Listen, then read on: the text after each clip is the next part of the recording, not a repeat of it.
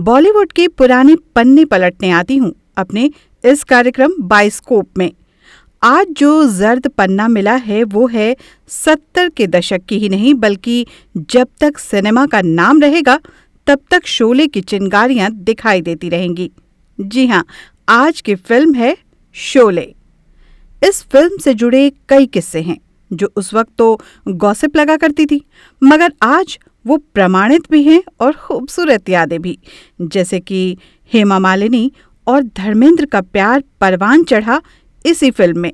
कहा तो यहाँ तक जाता था कि धर्मेंद्र लाइट बॉयज को पैसे देकर सीन खराब करवाते थे ताकि उन्हें हेमा जी के साथ बार बार एक ही सीन करने का मौका मिलता रहे। वहीं दूसरी तरफ ठाकुर साहब यानी कि संजीव कुमार हेमा मालिनी से कुछ नाराज थे। किसी भी सीन में उन्होंने हेमा के साथ काम नहीं किया। सलीम और जावेद की लिखी सबसे अधिक सफल फिल्म रही है शोले। 1973 से 1975 के बीच शोले की कहानी लिखने से लेकर शूटिंग तक पूरी हुई। इसकी पूरी शूटिंग, या यूं भी कह सकते हैं कि कुछ एक सीन को छोड़कर ज्यादातर शूटिंग बेंगलुरु के पास रामनगर में हुई थी। लोकेशन ढूंढने की भी एक कहानी है। वह यूं था कि सिप्पी प्रोडक्शन के लोकेशन हंटर येडेकर रमेश सिप्पी की टीम में कोलंबस की तरह माने जाते थे। रमेश नहीं चाहते थे कि इस बार चंबल की घाटी या राजस्थान जाकर दर्शकों की परिचित डकैत लोकेशन पर शूटिंग की जाए। बेंगलोर और कोचिन में सफर करते में आखिर में येडेकर को बेंगलोर के पास की जगह जो पहाड़ियों से घिरी हुई थी बेहद पसंद आई। इस लोकेशन पर इंग्लिश फिल्म माया की शूटिंग भी पहले हो चुकी थी। रमेश सिप्पी को जैसे ही लोकेशन की खबर मिली वो सिनेमेटोग्राफर द्वारका दिवेचा के साथ हवाई जहाज से वहां पहुंच गए। बड़ी बड़ी बिल्डिंग के साइज की चट्टानें देखकर काफी खुश हुए। बीहड़, सूखे पेड़, ऊबड़ खाबड़ रास्ते और क्या चाहिए था द्वारिका दिवेचा को। मनपसंद लोकेशन सामने मौजूद थी। नाम था रामनगरम। रामनगरम को फिल्म के सेट के मुताबिक मुंबई के 30 और स्थानीय 70 लोगों ने रात दिन मेहनत करके पूरा गांव बसा दिया। रामनगरम में रोजाना यूनिट के 1000 लोगों के खाने के लिए बाकायदा मॉडर्न किचन बनाया गया। राशन, फल, सब्जी के लिए गोडाउन तैयार किए गए। घोड़ों के लिए तबेले का इंतजाम तक करना पड़ा। बेंगलोर हाईवे से रामनगरम तक एक सड़क भी बनाई गई। टेलीफोन लाइन, बिजली के खंभे आदि सब कुछ उपलब्ध कराया गया।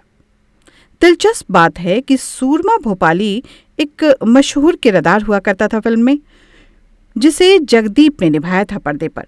वो असल जिंदगी में जावेद अख्तर के भोपाल प्रवास के दौरान मिले एक फॉरेस्ट ऑफिसर से प्रेरित था। डायलॉग तो एक से बढ़कर एक थे ही, लिखा भी तो था सलीम और जावेद की उस जोड़ी ने जो उस वक्त बेहद मशहूर थी। आपको याद होगा वो डायलॉग जो बहुत ही मशहूर हुआ था, कितने आदमी थे। जी हाँ, सांबा से गब्बर पूछता है कि कितने आदमी थे, और इसको सिर्फ एक लाइन बोलने में 40 रीटेक लगे थे। बात जब हो रही है सूरमा भोपाली की तो गब्बर को कैसे भूल सकता है कोई। गब्बर भी काल्पनिक नहीं थे। ग्वालियर के पास 1950 के दशक में इस नाम का एक खूंखार डकैत था जो पुलिस वालों की नाक कान काट देता था। मगर अपने शोले वाले गब्बर तो इतने खूंखार नहीं थे, मगर जो उसने ठाकुर के परिवार के साथ किया वो बर्बर था। गब्बर का रोल पहले डैनी करने वाले थे, लेकिन वो फिरोज खान की फिल्म धर्मात्मा के लिए डेट दे चुके थे और इस फिल्म की शूटिंग भी अफगानिस्तान में होनी थी। फिरोज और रमेश सिप्पी दोनों अपने शेड्यूल बदलना नहीं चाहते थे, लिहाजा डैनी के हाथ से शोले फिसल गई। जय की भूमिका के लिए पहले शत्रुघ्न सिन्हा को कहा गया और ठाकुर के लिए धर्मेंद्र को, मगर मोहब्बत जो न करवाए।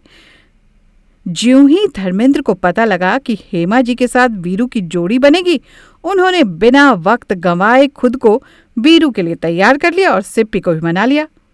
सिप्पी भी तो यही चाहते थे, इसलिए ही उन्होंने जानबूझकर हेमा और रोमांस वाला एंगल इनडायरेक्टली धर्मेंद्र तक पहुंचा दिया था। कहते हैं कि हिंदी फीचर फिल्म बिना संगीत के कैसे पूरी हो सकती है, तो रमेश सिप्पी ने इसका जिम्मा दिया था R.D. बर्मन को। अब R.D. बर्मन को तो पता था ही नहीं कि यह फिल्म ऐतिहासिक होने वाली है, तो वो अपने व्यस्त समय से थोड़ा भी वक्त नहीं निकाल पा रहे थे। तब रमेश सिप्पी लोकेशन से दूर मुंबई आए। उनके पास बैठकर पहला गीत जो पूरा करवाया वो था कोई हसीना जब रूठ जाती है तो। आगे आपको पता ही है। इस फिल्म के लिए किशोर कुमार, मन्ना डे, लता मंगेशकर और गीत महबूबा महबूबा के लिए खुद R.D. बर्मन ने अपनी आवाज दी थी। शब्दों से संवारा था आनंद बख्शी ने। R.D. बर्मन के अपने अंदाज का ये संगीत आज भी होली के दिन दिल मिल जाते हैं से लेकर महबूबा महबूबा किसी भी महफिल का समा बांधने के लिए काफी है। ये दोस्ती हम नहीं तोड़ेंगे गीत को फिल्माने में पूरे 21 दिन लग गए थे। आपको वो बाइक तो याद होगी ना जिसमें कैरियर लगा होता है और जो इस फिल्म में इस्तेमाल किया गया था। अपने तरह का वो एक अनोखा बाइक था। शोले का म्यूजिक पोलीडार कंपनी को 5 लाख और रॉयल्टी बेसिस पर एडवांस में बेच दिया गया था। 5 गानों के 5 लाख रुपए उस समय के ये सबसे महंगे अधिकार बिके थे। पोलीडार को 1 लाख ग्रामोफोन रिकॉर्ड बिकने के बाद मुनाफा होने वाला था, मगर पोलीडार के मालिक शशि पटेल की बहन गीता से रमेश सिप्पी की शादी हुई थी, इसलिए इतना महंगा डील पूरा हो सका। जी हाँ, यहाँ भी रिश्तेदारी थी। टेक्निकली भी शोले ने अपना नाम पहले नंबर पर दर्ज करवाया कि 70 mm और स्टूडियोफोनिक साउंड वाली पहली हिंदी फिल्म बनी थी। BBC ने 1990 में शोले को मिलेनियम फिल्म का खिताब दिया। वैसे एक और इंटरेस्टिंग बात है, श्वेता बच्चन का इस फिल्म शोले से नाता है। जी हाँ, हुआ यूं कि अमिताभ बच्चन और जया बहादुरी की शादी शोले के फ्लोर पर आने से 4 महीने पहले हो गई थी और जया बच्चन उसी फिल्म के दौरान गर्भवती हुई। फिल्म के रिलीज होने से पहले ही श्वेता बच्चन का जन्म हुआ और अगर हम कहें कि ये फिल्म नहीं एक किताब है तो आपको कोई आश्चर्य नहीं होना चाहिए। ज्यादातर ऐसा होता है कि किताबों पर फिल्में बनती हैं, जबकि ऐसा पहली बार हुआ कि किसी फिल्म पर किताब लिखी गई हो। अनुपमा चोपड़ा की पुस्तक Sholay the making of classics Hindi फिल्मों का गोल्डन मेजरमेंट कहा गया शोले को। यहाँ तक कि शेखर कपूर ने भी इसी किताब में कहा था, भारतीय पर्दे पर इससे ज्यादा परिभाषित करने वाली फिल्म कभी नहीं रही। भारतीय फिल्म इतिहास को शोले BC और शोले AD में विभाजित किया जा सकता है। हालांकि इस फिल्म में सिर्फ एक फिल्म फेयर अवार्ड जीता एडिटिंग का। मूल फिल्म को बनाने में 3 करोड़ खर्च हुए थे। वहीं जनवरी 2014 में एक बार फिर से रिलीज हुई 3D संस्करण पे 25 करोड़ तक खर्च किए गए। 15 अगस्त 1975 को रिलीज की गई थी। 46 वर्ष के बाद भी हम उसकी प्रासंगिकता पे आज बात कर रहे हैं, तो वाकई ये एक ऐतिहासिक फिल्म है। मगर जब हम इसकी तारीफ के कसीदे पढ़ रहे हैं तब हमें ये जरूर मालूम होना चाहिए कि इस फिल्म के शुरुआती लक्षण क्या थे। जब ये फिल्म शुक्रवार को रिलीज हुई तो 2 दिनों तक बड़े बजट को देखते हुए अपेक्षा अनुरूप सफलता मिलती नजर नहीं आ रही थी। रमेश सिप्पी बहुत चिंतित हुए क्योंकि उस वक्त के 3 करोड़ यानी एक बड़ी रकम। रमेश सिप्पी ने यूनिट के मुख्य लोगों को अपने घर पर मीटिंग में बुलाया। रमेश सिप्पी को जाने क्यों लग रहा था कि अमिताभ बच्चन की मौत का सैड एंडिंग इन लोगों को पसंद नहीं आ रहा है। शायद इसलिए भीड़ थिएटर तक पहुंच नहीं रही है। ऐसा सोचते हुए उन्होंने न्यू एंडिंग लिखने को कहा सलीम जावेद को। लेखकों ने सुझाया कि 2-4 दिन देख लेते हैं, अगर सुधार नहीं हुआ बॉक्स ऑफिस पर तो न्यू एंडिंग की शूट तो होगी ही, हम लिखकर तैयार कर लेते हैं। सारी तैयारी भी कर ली गई एक बार पुनः न्यू एंडिंग की शूटिंग के लिए, मगर सिप्पी ने रुककर 1 सप्ताह लोगों का मूड देखने का इंतजार करने को हरी झंडी दे दी थी और सलीम जावेद की आशा सफल हुई। अगले सप्ताह में हाउसफुल के बोर्ड ने तो जैसे महीने भर के लिए अपनी जगह फिक्स कर ली हो। जिस दौरान सलीम जावेद शोले लिख रहे थे उस समय राज खोसला की 1971 में मेरा गांव मेरा देश और नरेंद्र बेदी की खोटे सिक्के फिल्म आई थी, जो कि दोनों ही डकैतों पर बनी थी। लिहाजा बारीकियों को लिखने में इस जोड़ी को बहुत सहायता मिली थी, ऐसा उन्होंने खुद स्वीकार भी किया था।